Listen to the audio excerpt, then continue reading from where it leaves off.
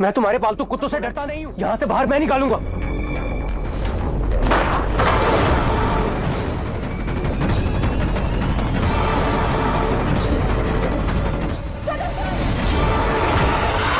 हत्या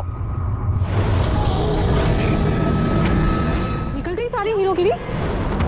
हमें पता है कि इस मैना में तेरी खबरदार जो आगे बढ़े, वरना ना राध्या की खोपड़ी के बाहर।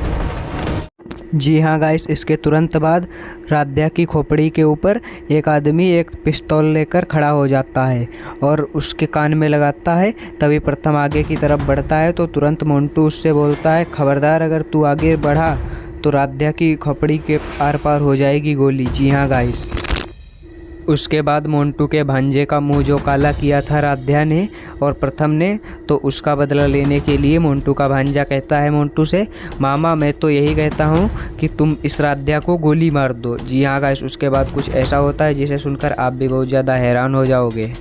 जी हाँ गाइस, उधर वो बुढ़िया कहती है, अगर राध्या को मोटू ने गोली मार दी तो मुझे गंगा नहाने को मिलेगी और इससे मुझे छुटकारा मिल जाएगा। जी हाँ गाइस, पता ही नहीं चल रहा है कि बुढ़िया ये क्या चाहती है। जो दादी जी होती है वो ये क्यों बोल रही होती है। उसके बाद गाइस प्रथम बोलता है, मैं हाथ जोड़ रहा हूँ तुम लोगों के, राध्या को कोई कुछ भी नहीं करेगा। और मोंटू हंसकर बोलता है, इसको तिलमिलाते हुए मेरे को बहुत ज़्यादा मज़ा आ रहा है। जी हाँ गाइस, उसके बाद कलावती राध्या से बोलती है, तेरे जैसी गोल मटकी के लिए तेरे पति ने मेरे भाई पर हाथ उठाया और तेरे पति ने मेरे भाई का मुंह काला कर दिया। अब मैं तुझे छोड़ूंगी नहीं, अब तू देख तुझे क्या सज़ा देती हूँ मैं।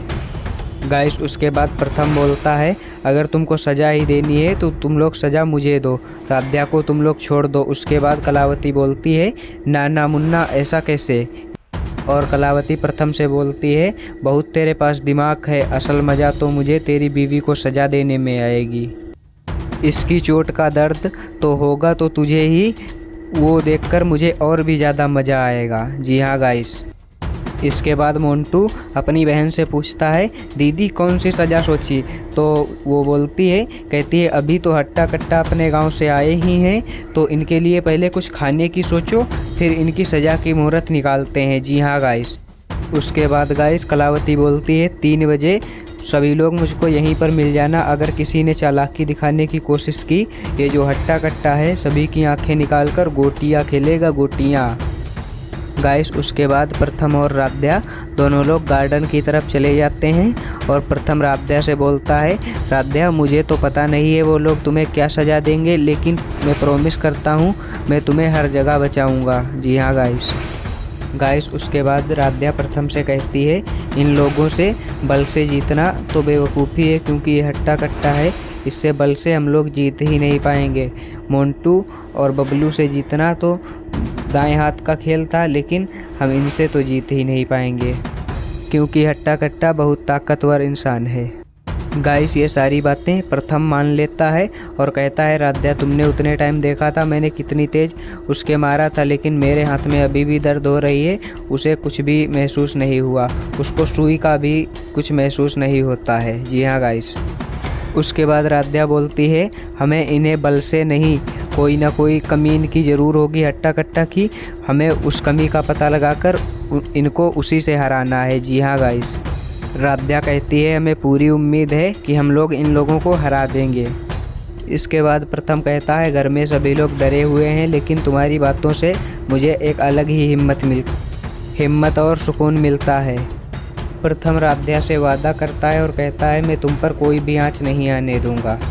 इसके बाद दादी जी कहती है, पता नहीं कितने घटिया लोगों ने हमारे घर पर कब्जा कर लिया है, हमने सोचा था कि इनसे कागज़ ले लेंगे और इन्हें दफ़ा कर देंगे, पता नहीं ये लोग कब यहाँ से जा पाएंगे और क्या होगा हमारे साथ। और दादी जी अभी भी यही कहती हैं कि उस राध्या की बच्ची से कोई भी काम ढंग से नहीं होता, ना वो इतना हंगामा करती ना ये कोई काम होता। जी हाँ गाइस, ये जो दादी जी होती हैं इन्होंने 2 दिन तक ऐसे ही बहाने बनाकर लेटी रहीं ताकि इन्हें समय से खाना मिल सके। जी हाँ गाइस, ये बीमार थीं तो थोड़ा बहुत बीमार थीं, ज़्यादा नहीं थीं, लेकिन इन्होंने 2 दिन बहाना बनाया और लेटी रहीं।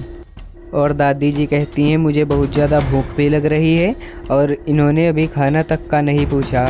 मैंने थोड़ी सी बीमार होने की एक्टिंग क्या की, इन्होंने तो मुझे बीमार ही समझ लिया। जी हाँ गाइस, उसके बाद पूरे 3 बजते हैं और सभी लोग वहाँ पर इकट्ठा हो जाते हैं। और जैसे ही राध्या की तरफ कलावती जाती है उसे सज़ा देने के लिए, तो प्रथम कहता है कि सज़ा तुम मुझे दे दो, लेकिन राध्या को कुछ भी मत करो। ये सारा मंजर देखकर दादी जी अपने मन ही मन में बहुत ज़्यादा खुश हो जाती हैं। उसके बाद गाइस कलावती बोलती है हट्टा कट्टा सामान लेकर आओ, और हट्टा कट्टा उनके दादाजी की कुर्सी पुराने ज़माने की जो होती है उसे लेकर वहाँ पर पहुँचता है। उसे देखकर सभी लोग बहुत ज़्यादा हैरान हो जाते हैं और यही सोचते हैं कि ये क्या सज़ा देने वाले हैं। उसके बाद गाइस प्रथम के पापा बोलते हैं, कहते हैं तुम्हारी हिम्मत कैसे हुई हमारे दादाजी की कुर्सी को हाथ लगाते हुए। तो कलावती बोलती है वैसे भी ये कुर्सी शोरूम में इतने दिनों से रखी ही थी, तो मैंने सोचा इस कुर्सी का भी आज हम लोग काम ही ले लेते हैं। इसके बाद प्रथम कलावती से कहता है काम क्या है तुम्हारा, तुम इसको क्यों लाई, क्या सज़ा देना चाहती हो राध्या को।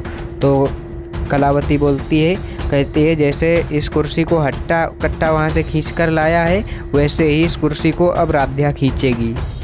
बस फ़र्क इतना रहेगा कि उस पर मैं बैठूँगी तब राध्या खींचेगी। उसके बाद गाइस प्रथम गुस्से में आकर बोलता है नहीं, राध्या ऐसा कुछ भी नहीं करेगी, जो भी करना है सज़ा देनी है वो मुझे दो, राध्या कोई काम नहीं करेगी। उसके बाद गाइस प्रथम बहुत कोशिश करता है राध्या को रोकने की, लेकिन कलावती मानती नहीं है और कहती है ज़्यादा समय बर्बाद मत करो, जल्दी आओ अपना काम शुरू करो। उसके बाद राध्या कुर्सी की तरफ बढ़ती है और कुर्सी के पास जाती है। उसके बाद कलावती राध्या के कमर में रस्सी बंधवाती है और खुद कुर्सी पर जाकर बैठ जाती है। तो सभी लोग कहते हैं राध्या कैसे खींच पाएगी। वो बोलती है नहीं, अभी राध्या खींचेगी। और हट्टा कट्टा दोनों तमंचे लेकर खड़े हो जाते हैं साइड में। बोलती है जैसे ही ये रुके वैसे ही तुम लोग इस पर गोली चला देना। उसके बाद प्रथम रोने लगता है और राध्या रोते हुए कहती है अरे प्रथम सर आप चिंता मत करो, मैं कर लूँगी। और भगवान का नाम लेकर कुर्सी को खींचती है। उसके बाद पूरा मित्तल परिवार रोने लगता है, सिर्फ दादी जी को छोड़कर, और राध्या भी रोते हुए कुर्सी खींचती है। जी हाँ गाइस, उसके बाद राध्या का पैर फिसलता है और वो गिर जाती है। तुरंत राध्या की खोपड़ी को प्रथम पकड़ लेता है, नहीं तो उसके बहुत ज़्यादा चोट लग जाती है। जी हाँ गाइस, अगर आप भी सोचते हैं राध्या के साथ ये बहुत गलत हो रहा है तो आप हमारे वीडियो को लाइक करें एंड चैनल को सब्सक्राइब करें। उसके बाद गाइस प्रथम बहुत ज़्यादा गुस्से में आकर बोलता है बस बहुत हुआ, अब राध्या कोई भी सज़ा नहीं सह पाएगी, अब राध्या कुछ भी नहीं करेगी। उसके बाद कलावती एक बार हट्टा को बुलाती है तो राध्या तुरंत बोलती है अरे प्रथम सर मैं कर लूँगी, तुम चिंता मत करो। तो प्रथम बोलता है नहीं, तुम कुछ भी नहीं करोगी। और प्रथम बोलता है तुम लोग इंसान हो या हैवान, इतने बेरहम काम तुम लोग कैसे करवा सकते हो। उसके बाद कलावती गुस्से में आकर बोलती है इंसानियत और हैवानियत का पाठ मुझे मत पढ़ा। कुर्सी खींचकर ये मोंटी थोड़ा सा अपना शरीर हिला लेगी तो क्या ही हो जाएगा। उसके बाद कलावती बद्दी को घुमाती है और वो बहुत तेज़ी से राध्या के मुंह में लग जाती है। उसके बाद गाइस प्रथम का गुस्सा जो होता है वो 7वें आसमान पर पहुंच जाता है। जी हाँ गाइस, उसके बाद प्रथम बहुत ज़्यादा गुस्से में आकर इसके बाद मोंटू प्रथम से कहता है तुम लोग यहाँ बुढ़िया की वजह से टिके हो, नहीं तो मैं कब का तुमको यहाँ से निकाल देता। जी हाँ गाइस, इसके बाद हमारा एपिसोड ख़त्म होता है। मिलते हैं किसी नए एपिसोड में, तब तक के लिए बाय बाय। गाइस वीडियो को लाइक एंड चैनल को सब्सक्राइब जरूर करें।